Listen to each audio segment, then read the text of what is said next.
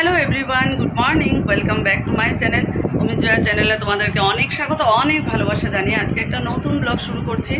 আজকে হলো সোমবার, সপ্তাহের প্রথম দিন, আর এখন ঘড়িতে সময় হবে 8:25। ব্লগটা এখন থেকে শুরু করলাম।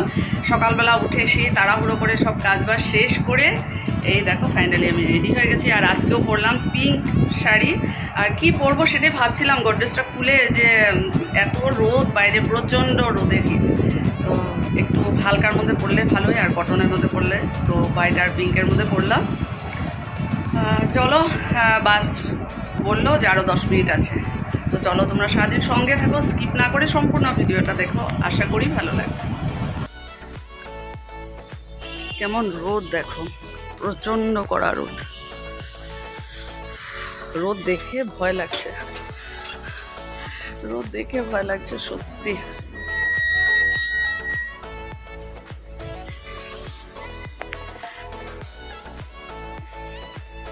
প্রচণ্ড রোদ, এত ফ্রেশ হয়ে যাচ্ছি, কি যে অবস্থা হবে আসার সময়।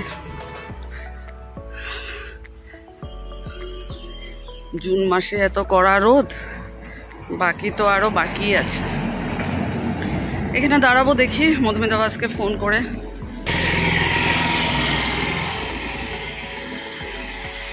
আর নেটে দেখাচ্ছে সানি ওয়েদার, কয়েকদিন দেবে। বৃষ্টি দিলেও এক নাগারে বৃষ্টি, রোদ দিলেও একভাবে রোদ।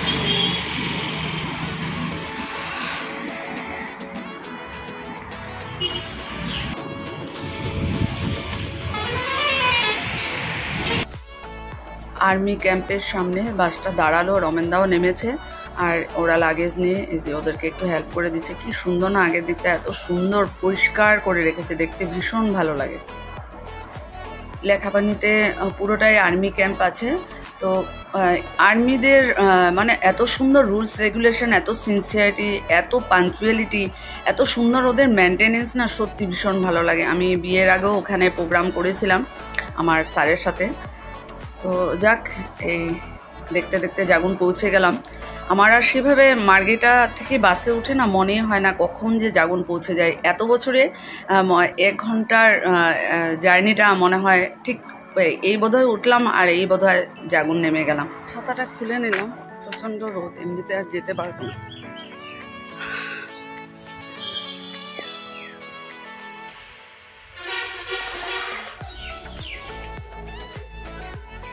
স্যাটারডে বন্ধ ছিল, সানডে বন্ধ, কিভাবে যে দুটো দিন চলে যায় বাড়িতে থাকলে, সত্যি এত ব্যস্ততা মানে বোঝাই যায় না।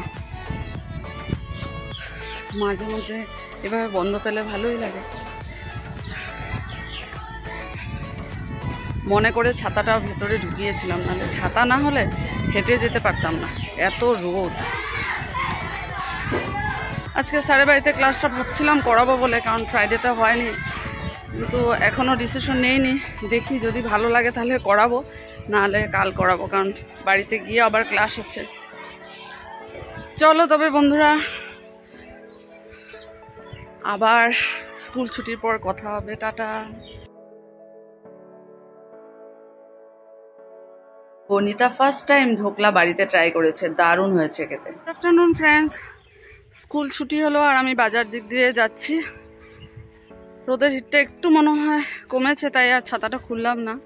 যাই কতক্ষণে গিয়ে বাসে বসবো। সাড়ে বাড়ি ক্লাসটা আজকে আমি করাইনি, কারণ গতিকের শরীরটা এখনও ভালো হয়নি, তো দেখি কাল হয়তো করিয়ে দেবো। তো বাসে এসে বসলাম, আর এত মানে স্পিডে হেঁটে এসেছি না, বসে একদম ওঝরে ঘামছি, দেখো পুরো জল পড়ছে, ছাড়েনি এখনো। প্রচণ্ড রোদ, তো গরম লাগছে না, কি বলবো।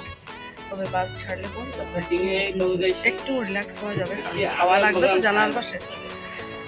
চলো, তো ফাইনালি বাস ছাড়লো, আর এখন বাসের যে চলছে হাওয়াটা লাগবে, তখন কিন্তু বেশ ভালো লাগবে।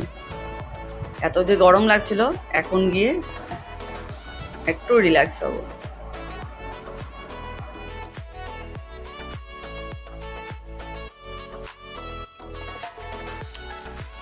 তালা খুললাম, অমিতাভ এখনো বাড়ি আসেনি, আর ছেলে তো কম্পিউটার ক্লাসে চলে গেছে।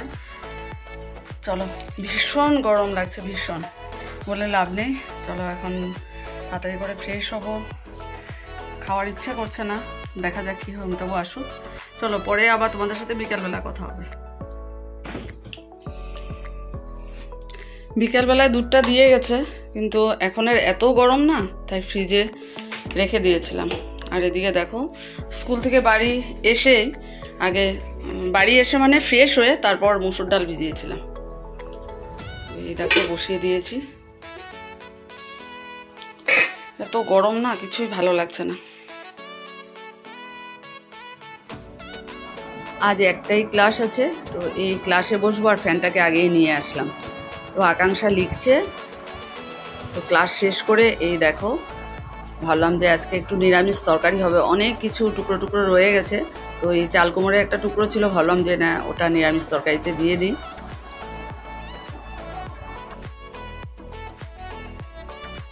সবজিগুলো কাটতে কিন্তু অনেক সময় লেগেছে, কিন্তু কাটার পর এই যে ধুয়ে দেখতে ভীষণ ভালো লাগে। দেখো নানান রকমের সবজি, অনেক কিছু সবজি দিয়ে আজকের নিরামিষ তরকারি, অনেক কিছু ছিল।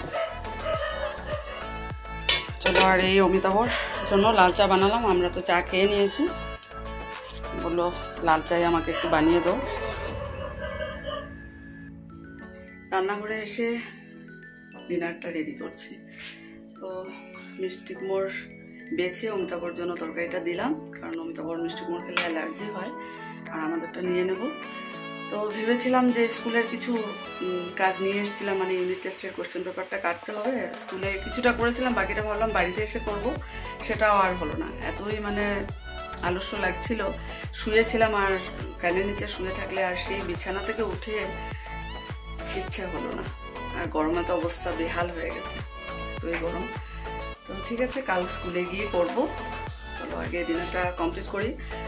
ভাবি প্রতিদিনই যে তাড়াতাড়ি করে ঘুমোবো, সে আর হয় না, রাত 12টা হয়, সকালবেলা আবার তাড়াতাড়ি করে উঠতে হয়, ঘুম কমপ্লিটই হয় না। চলো খাওয়া দাওয়া শেষ করে আসলাম, বিছানাটা গুছিয়ে নেব, মানে রাতে শোয়ার জন্য রেডি করছি। আর দেখো এত কাপড় জমেছে, সব ধুয়ে ধুয়ে ভাঁজ করে করে রেখেছি, কিন্তু সেগুলো ঠিক জায়গা মতো করে যে গডরেজে ভরিয়ে রাখবো, ছেলের অমিতাভর শার্ট প্যান্ট, আমার শাড়িগুলো, সেগুলো আর সময় হচ্ছে না, কারণ এগুলো করতে অনেকটা সময় লাগবে, রুটিনের কাজ করেই সময় হচ্ছে না। তো চলো, ঠাকুর নমস্কার হয়ে গেল, টাটা, গুড নাইট।